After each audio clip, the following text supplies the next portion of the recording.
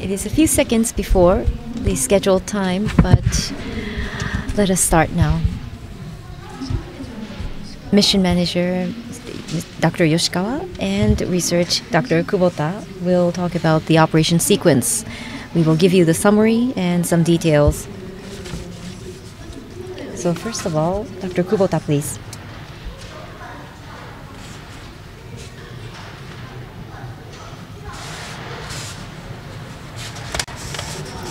Thank you very much for waiting. So let me give the Hayabusa2 SCI impact operation. So as you know, at 11:57 today, Hayabusa2 normal operation was confirmed, and the completion of the sequence was also confirmed.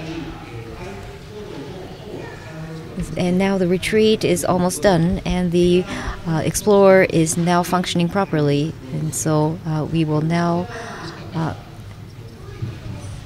give the detail by Dr. Yoshikawa.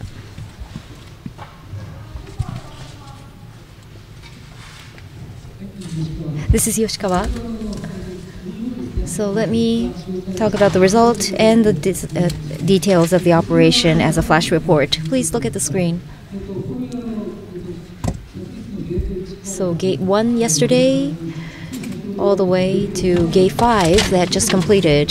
The time is on the screen, so let me briefly explain.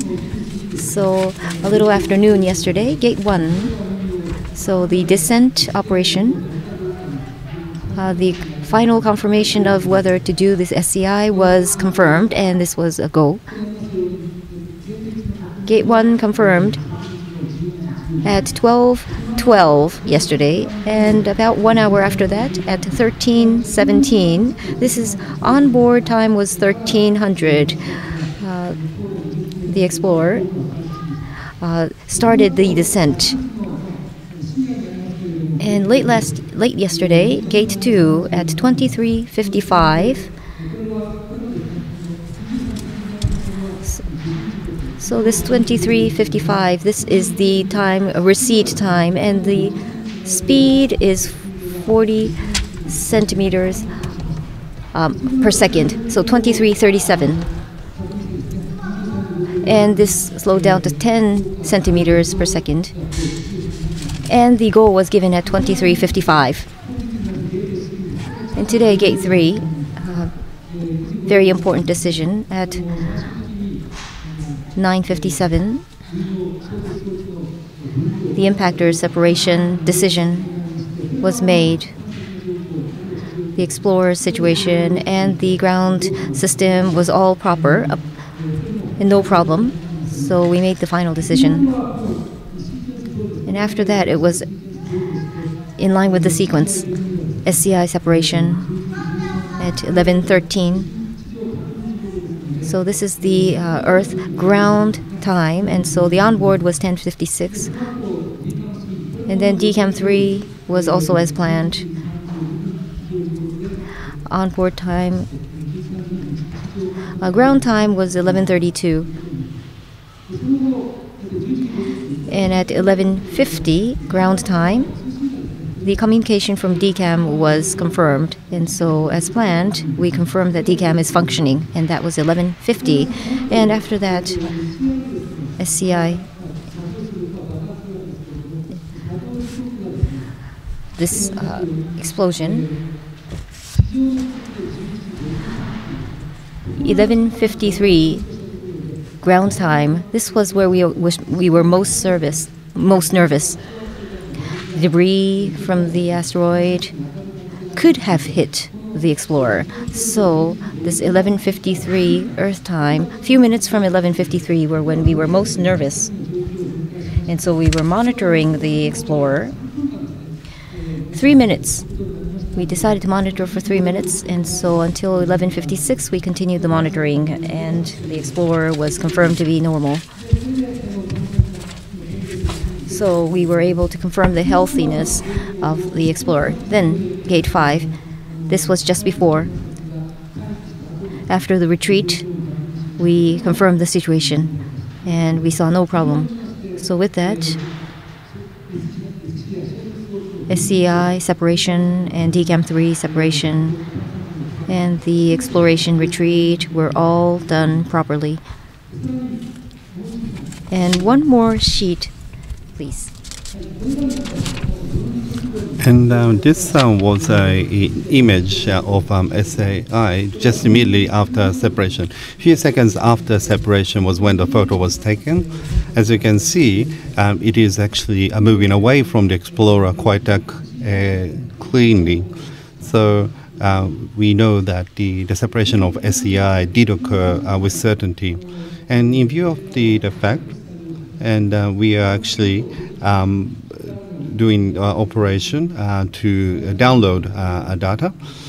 So if we receive additional data, we will let you know before, if we do receive something before the end of the press conference. Kubota-sensei, you have anything to add? No? If that's the case, we'd like to receive questions. So if you have a question, please raise your hand. The person in the center, third row from the front, please. My name is Tommy from the Nikkan Kogyo newspaper, and Yoshikawa, Professor Yoshikawa, in the table you talked about the health of the state of the Explorer at 11:56 and also at 13:45. So I didn't know the difference between the two.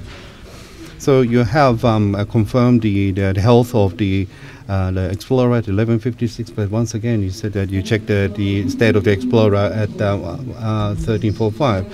What's the difference? Now at 11:56, after the SCI, the detonated, and we observed the situation for 3 minutes after that. Now what we were concerned about is that a potential debris from the impactor SCI could have collided with the Explorer.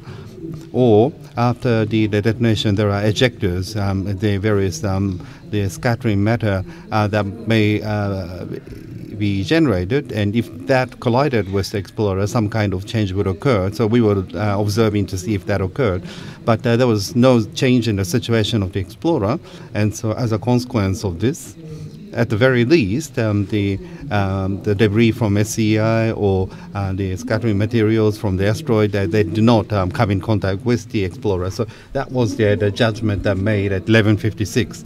And Explorer was engaged in the retreat activity at quite a fast speed, and we decelerated that afterwards. And we checked the health of the Explorer once again, and that is what happened at Gate 5.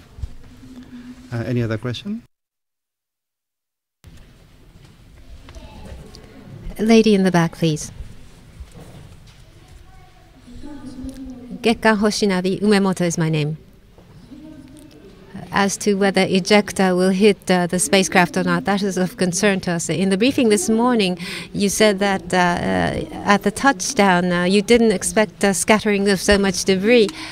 You thought the very small pieces of debris scattered.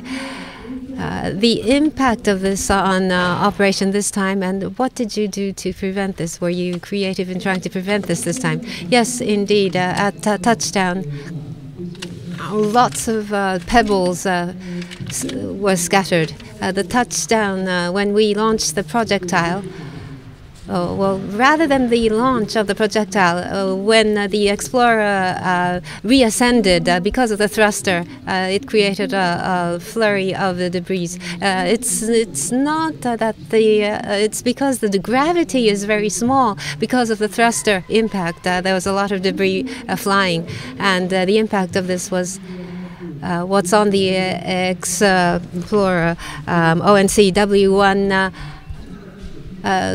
became clouded because of the debris, and the efficiency went down a bit. But in terms of operation, there was no problem, and we had confirmed that in advance. And with regard to for the SCI impactor operation, there was no impact, negative impact at all. If I may add, the thruster impact was large, considerably large, and it created a flurry of debris, and we confirmed the sequence once again horizontally 1 kilometer from the center, to be removed 1 kilometer from the center.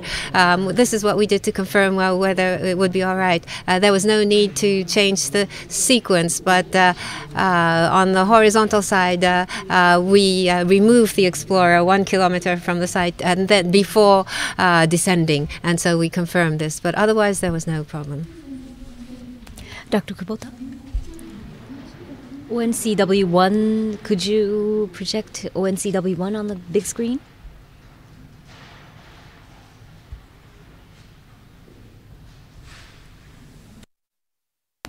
Thank you very much. We would now like to take more questions. Yes, Kyodo Tsushin, my name is Sue. So just for clarification, you said that ONCW1 Hayabusa2 camera image was shown. This is you can say that SC1 separation is successful with this? Yes. Regarding SCI separation, the command was issued, and after the separation, the answer on the main body side has already come back, and the peripheral temperature has been measured. SCI, after SCI separation, the Explorer side will lose that equipment, and so the temperature goes down. So the temperature drop was also confirmed, and also the drop of the temperature of pyrotechnic initiating device. And the equipment was also taken in the picture, and it's a proof that it was successfully separated. It's obvious. And it is in the scheduled place. And so we think the separation has succeeded. We will analyze, but the speed of separation will be analyzed using image. We will have more data later on, so I think that will be useful for the analysis. But in this first image can be said as a successful separation. One more point, SCI explosion. So at this point in time, regarding this explosion, do you have any data available now? After the separation, it does not have any communication function, so unfortunately we do not know what happened. DCAM 3 communication is secured. So first, we will put the data in the Explorer's data recorder, and we are trying to prepare and analyze the data. We are nervous. We don't know what it is like now, so. Next person in the front row, and the third person from the end.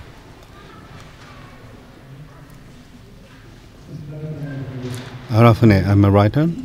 With regards to DCAM 3, and as a result of detonation, as to whether there was a problem with it or not, based on the communication state, what is your assumption with regards to the state of DCAM 3? With regards to DCAM 3, after separation, we can't communicate immediately. It was after 1,000 seconds or more that the communication was established, and we confirmed at 11:50 that the communication has been established. And the state of communication remains quite well, and it hasn't been unstable, and the attitude tends to be quite stable. So it seems the separation are done well. But since there was no impact, we are somewhat concerned as to whether detonation occurred or not. But 2 hours have passed, and we have been able to gather data. So I'm very much looking forward to the data being downlinked. And the communication situation has remained good for continuously, so I don't think there was an impact. So you feel that the digital data could also be obtained? Yes.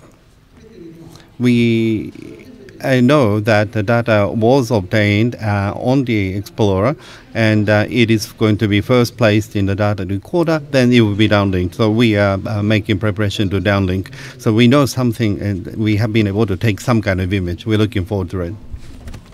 In the second row, this person in the back of the person that just asked the question.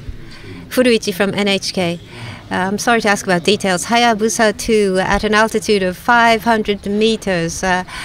Could you confirm the time at which this happened in terms of time on Earth and time on the spacecraft?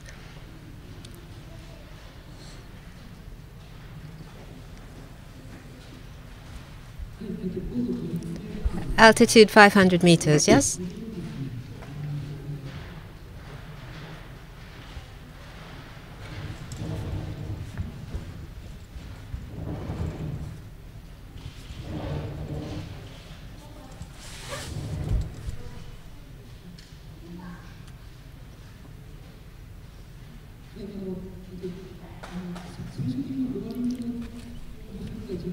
The time at which ultimate hovering happened, I don't have the time at hand, but on the spacecraft that was at 10:44, that was the target time.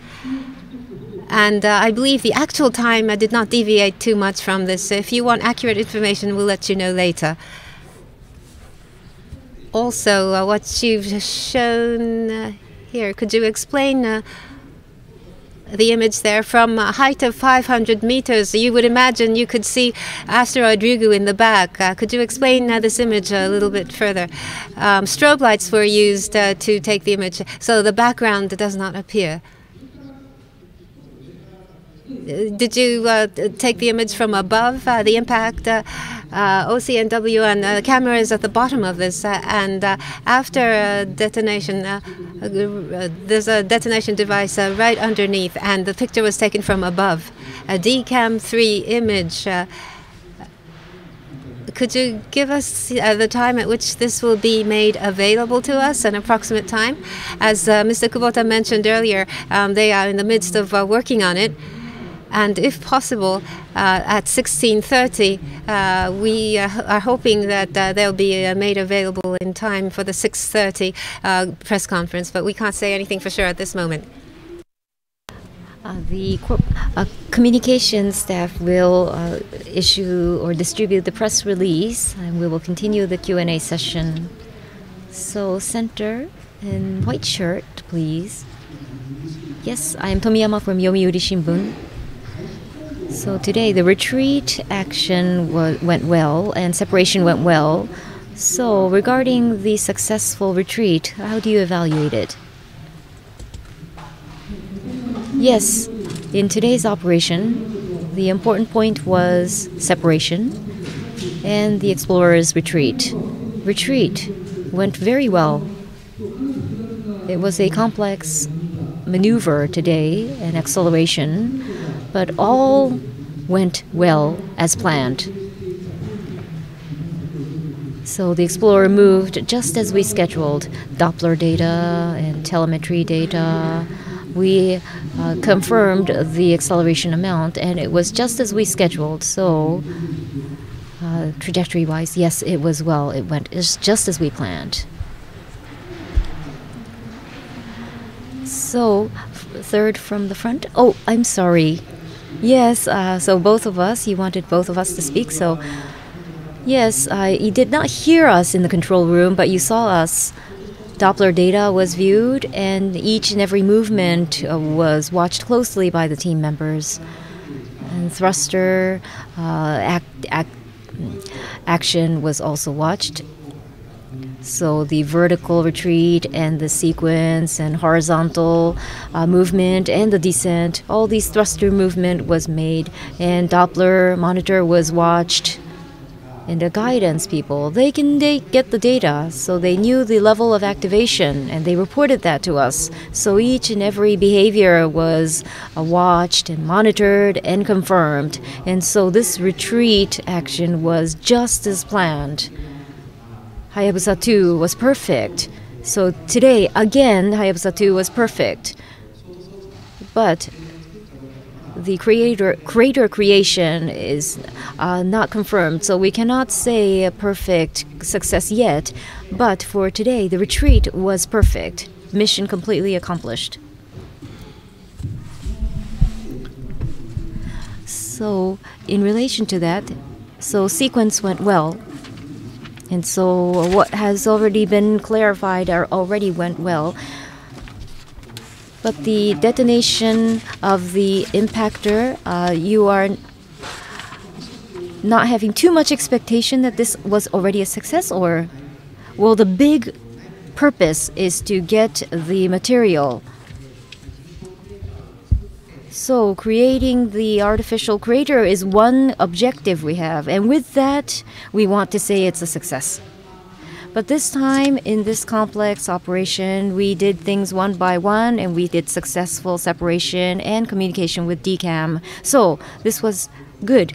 So for the retreat, I think this was a success.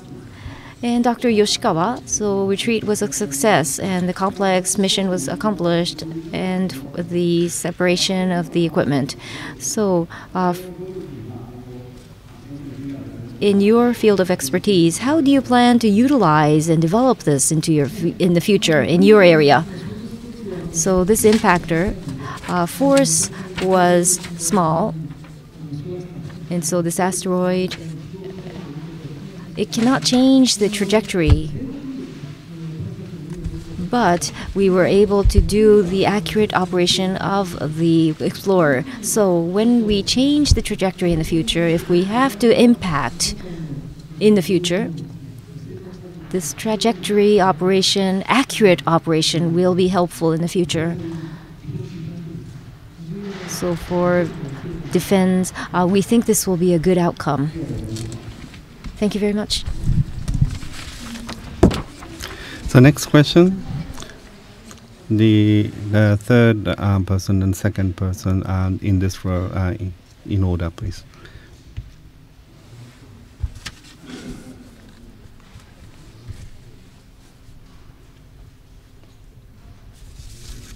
Takai from NHK.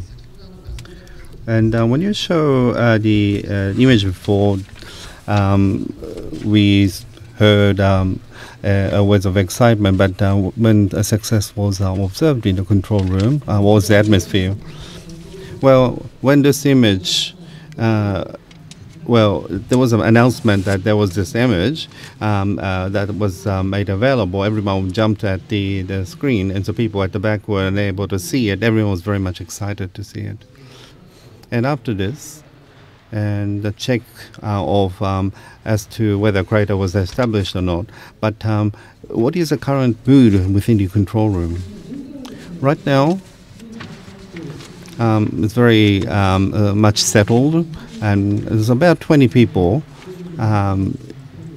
doing work in their responsible positions when I actually left the room. So people have settled down a lot in their work right now. Kusaka from Sankei Shimbun. I'd like to ask this question to both of you. Perhaps it's sensitive because you don't know whether the crater creation has been successful, but you've detonated the SCI, and you've launched the projectile as well. And a new search method might develop as a result of this. People are focusing on this. From this standpoint, What is the significance of the operation this time, globally, that is? What kind of an impact and significance will it have? Yes, the SCI device, we have to confirm whether it detonated or not. And so without that confirmation, it's hard to answer this question. But at least the separation of the impactor and the DCAM-3's separation was successful. And the Explorer traveled along the scheduled orbit. So in that sense, I think this was great progress. And if the impactor detonates properly, and if the copper piece hits the crater, if that was done properly, we'd like to confirm that before I comment further on this. The image itself is such that we can analyze later. And we have dropped the target markers before, but this time we've dropped separated something larger with a spin. We do this in space, but in deep space we've done this, and the sequence was just as we had expected. And to activate the thruster is a difficult task because of the balance and so forth. Sometimes it deviates a bit, but we did this according to schedule. And we haven't seen the images, so we can't say for sure. But the communication is properly established. So everybody clapped in the control room. And perhaps somebody mistake it for the SCI success. But this was one difficult step that we performed successfully. It's like an acrobat task. We've done each and every step surely and steadily. So we believe we have broadened the mission potential in deep space. We did Minerva too, but in the future we will drop different things and we will observe different things, and we'll be able to see things from the side. From the horizontal direction. The Explorer can be manipulated freely, and I believe this would expand largely the scope for space search. And Mr. Kubota, you said that this was the largest task at the end of the Heisei era. I don't know. We don't know whether the crater has been actually created or not. But do you believe that this was the Heisei's largest task? Well, the first test has been conducted successfully. And we will be able to see the crater at the end of April. So I believe that this task will continue until the end of April. We believe that we can put this task to an end before we end the Heisei era. So we hope to do a perfect job. So you want to do the CR2 during Heisei era? Yes, we want to complete CRA2 before the end of Heisei era, and do the work after that in the Reiwa period. When the Explorer was found to be intact, how did you feel? Well, the team confirmed whether there was nothing abnormal. Nothing had changed. The radio wave receipt has not changed, and perhaps people were just watching the monitor without really being aware of what makes for a success. But if something hits, it hits at an early stage. So after 3 minutes, the pro manager decided that nothing serious had hit the Explorer, and so people were relieved. The data had not changed, so it's very difficult, I think, for people to decide how to interpret the fact that the data has not changed. I was very worried. The 3 minutes was very long for me. The person in charge of systems counted up, and 1 minute passed, and 2 minutes passed, and then 3 minutes passed, and nothing had happened. Nothing untoward had happened, and so I was very relieved. Thank you very much. I was so long-winded in my questions. I'm sorry. Going to the next question, please. Terebi Asahi, my name is Itakura. So once again, so those members who are in the control room and all the members involved in the project, so honestly speaking, what do you feel? How do you feel?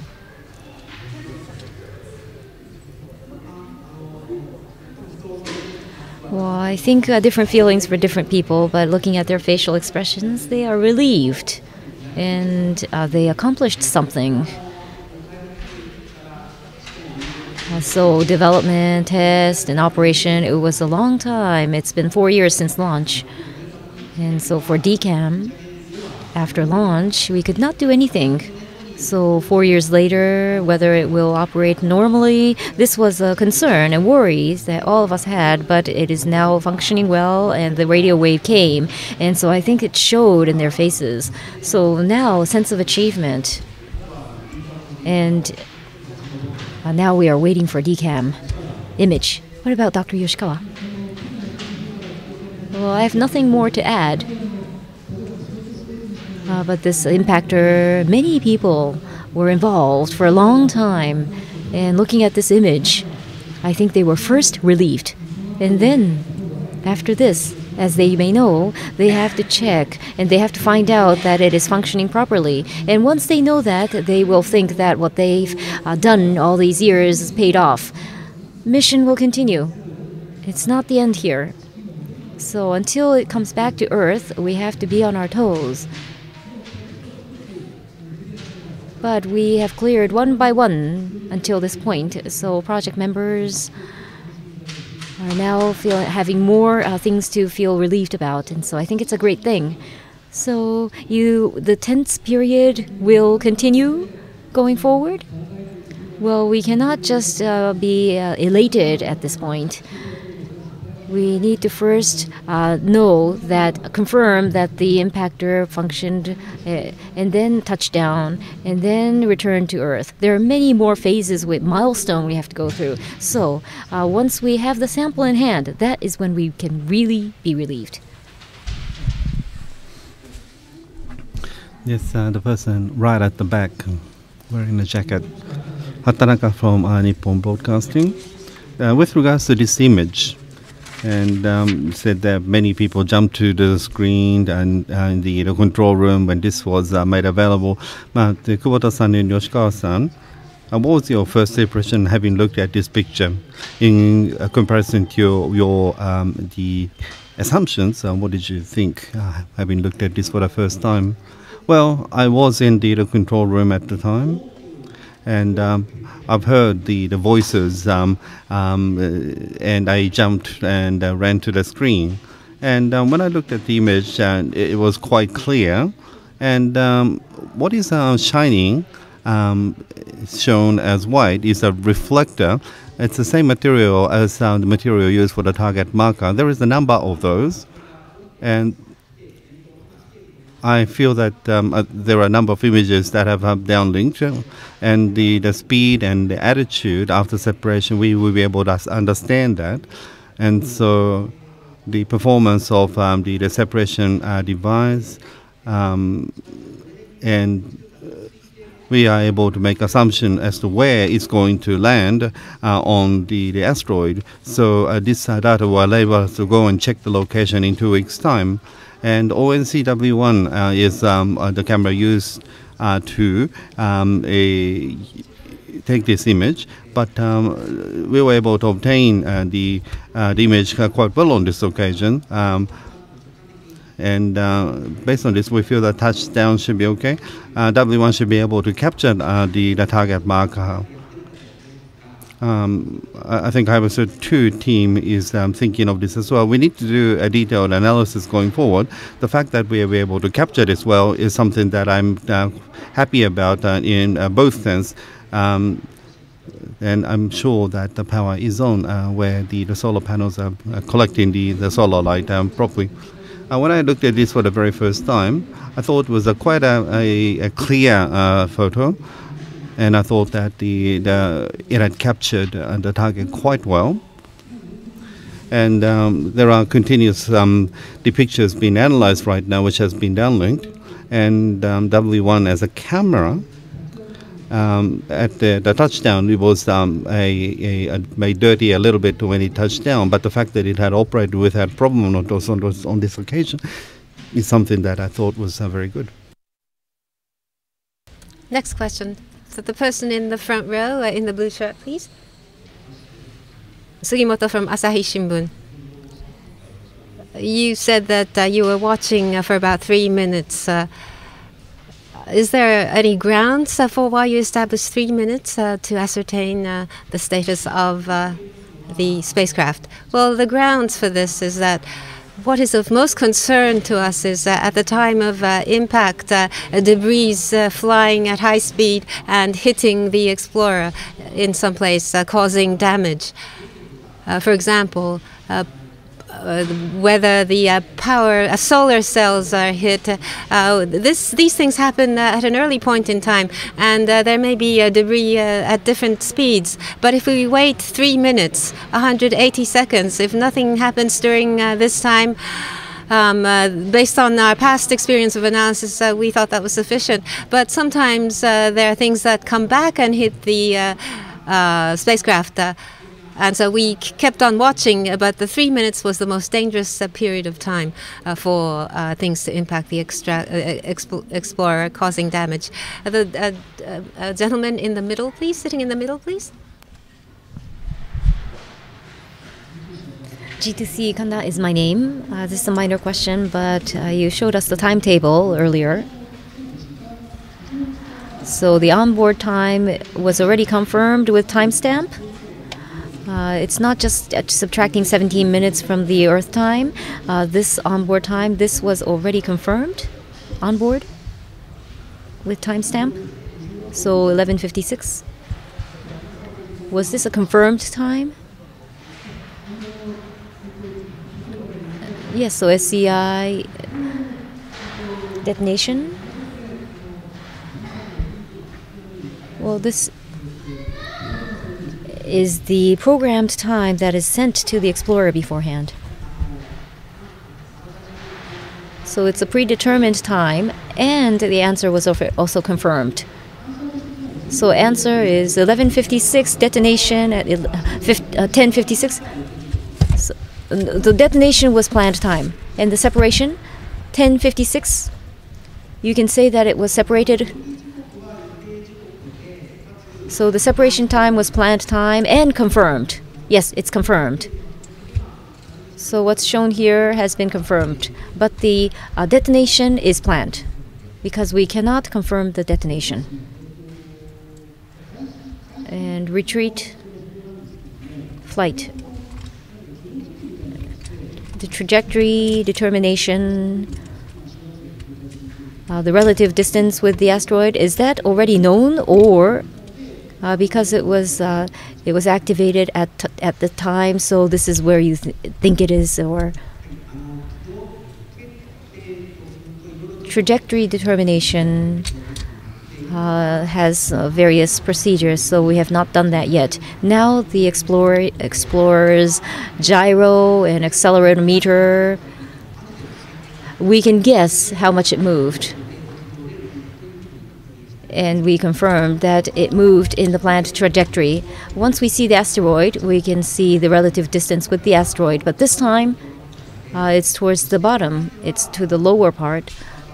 So star tracker, gyro can tell us.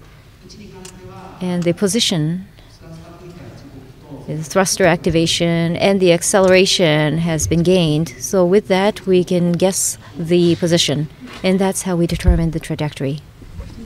One additional point. So the Explorer's absolute position will be confirmed in a few days' time. And once we see the asteroid, we can see the relative distance or position with the asteroid. This person in the front row towards the side. Kineto from NHK. The ONCW1 image that I shared with us before, and let us check. Above the Ryugu asteroid, it was taken 500 meters above. And you said that there are other images as well, which you're going to analyze going forward. So image-wise, where would I find Ryugu. You can't see this because it's too dark, but if you could consider the entire blackness being the asteroid, and we are only 500 meters away, so if it is in the image, then it's the entire thing. But we are in a flash photography from the front, but essentially all the blackness you see beyond is the asteroid. And SCI, how would it have moved on the image? Would it be moving from left to right? Well, this is a few seconds after the separation, so it's the very first picture, and it will become smaller and smaller as the SCI becomes small, and we want to make a moving picture from it after analysis. Next person, please, right at the back on the camera stand. Person on the camera stand, please. Yes, in the checkered shirt. NBS Saito is my name. Congratulations on the successful retreat of Hayabusa2. It may be a bit premature, but the asteroid Bennu and NASA's report on this, according to this report, sometimes there's debris from asteroid, and you find that in papers as well. And this time you've impacted the SCI, and up until now Ryugu was said to be not very active, and that is what we all expected. Could it happen that there are changes so that there are lots of debris coming out? Could those changes happen with asteroids, and do you hope that this would happen? Osiris-Rex is exploring a venue, and there are small pebbles coming out from the asteroid, and at the academic meeting last month this was discussed. The cause is not known. Centrifugal power is too weak. Maybe it's thermal force or other forces, but clearly there are pebbles, debris coming out, and it's been discussed as to whether this would or would not happen at the Ryugu, but according to our search of the Ryugu, that has not been discovered as yet. And so what substances coming out of the surface of Ryugu, as to whether we can shoot images of that, that is something to be studied further. After the impact of the SCI, what would happen? We would want to actually confirm what has happened, but this is half, I say this half jokingly. One person said that after the impact of the SCI, there'll be more debris coming out of asteroid Ryugu. But we need to confirm further as to what happened after the impact of the SCI. Thank you. Next question, please. A second from the front. A lady, please.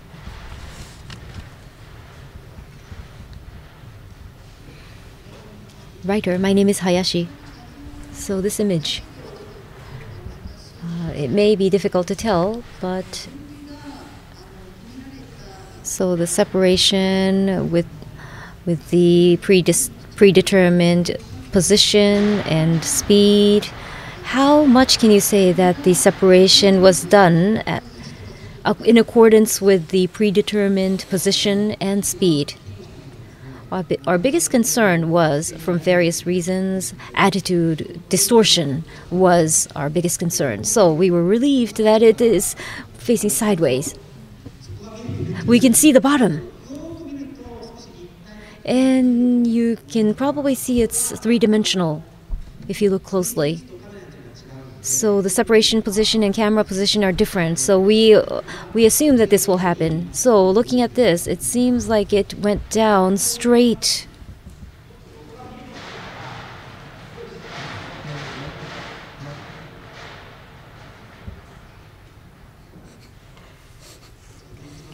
Well, the battery ran out. Sorry about that. So looking at this, we have nothing to worry about. So the separation was done as scheduled, and I can tell that from the image. So it went straight down. So the position and the point, it's difficult to see from this image alone, but if you see more image, you can see how it is rotating, and we are now analyzing it. But it's going well, and it's heading in the planned direction. So there's no worries about this. So maybe it's too early to say this, but position aside, how certain are you that it most likely impacted Ryugu? I don't know, but it should not have missed 400 meters circle. I think it went in that circle, and whether it detonated, that was the biggest worry. But from this image, it reached the asteroid. I can guess from this image that it reached the asteroid, and at which height the ejection went, and at what speed it collided. That is DCAM-3's image. Right, that information can be gained only by DCAM-3, and it will be 2 weeks. But this SCI for sure reached the surface of the asteroid, we think. And the first phase, the retreat, the most important point, went well, and the explorer is confirmed to be safe.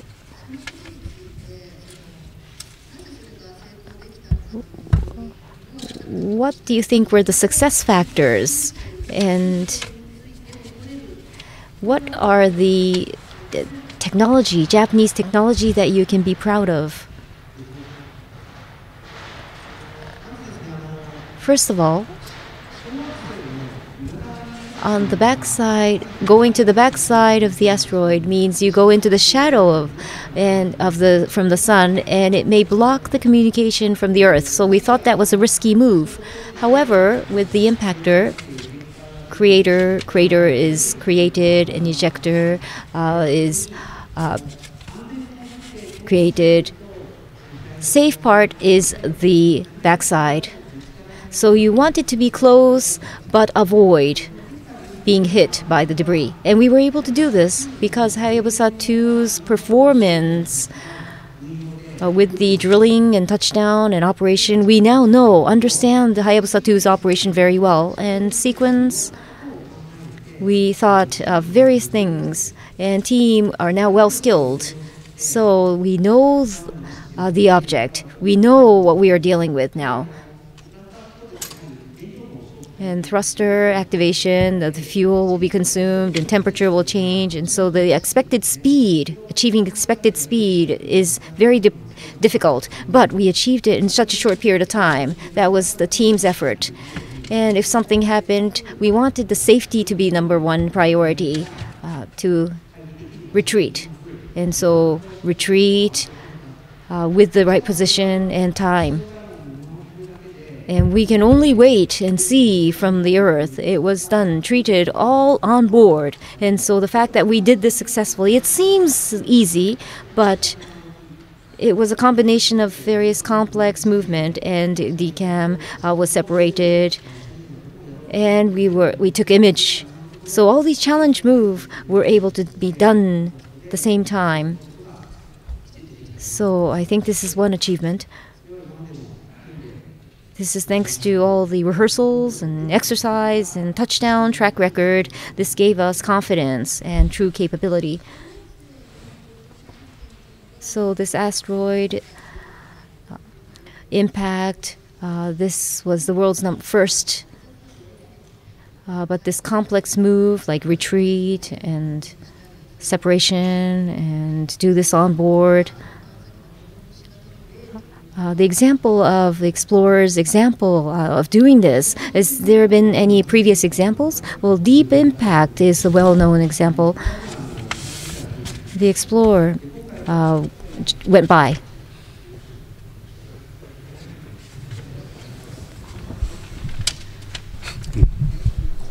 Sorry about that. Deep impact did that, but it went by, passed by. This time, it made the artificial crater with its own activation, and so I think this is the world's first example. We want to see the inside of the asteroid. This is a strong wish of the scientists, and it's one method of making that happen. So it's acrobatic, but we made it, and it's the first in the world.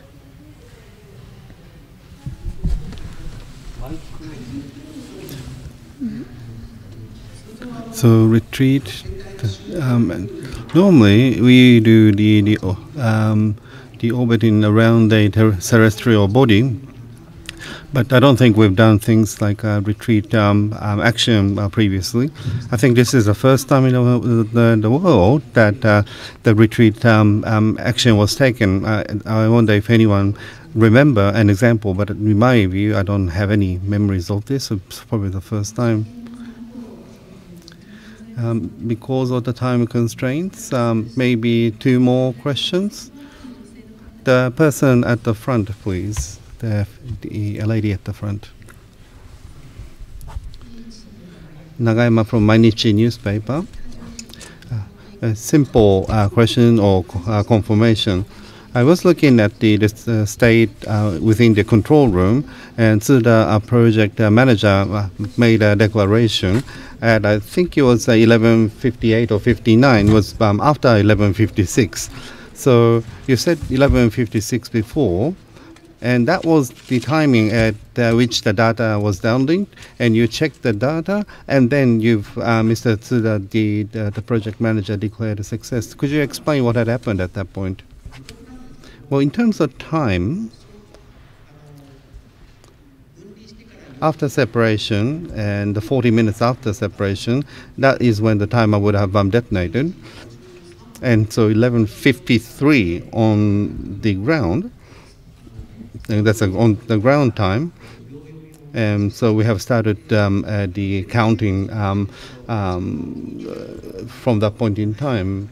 And looking at the telemetry data, it takes a little bit more long, so 180 seconds. So 11:56, we looked at this, and the project manager, having listened to the overall information, and made a declaration of safety with regards to the Explorer. And the image is 1 or 2 minutes later. So in your watch, you may have seen this as being 11:58 or 59, but we made the announcement at 11:56. So as time-wise, it was 11:56. If you were looking at the screen, there was some delay in terms of the signals being sent, so the transmission delay. So that's what it was, I think. Last question. 3rd row from the front. The person that has his or her hand up.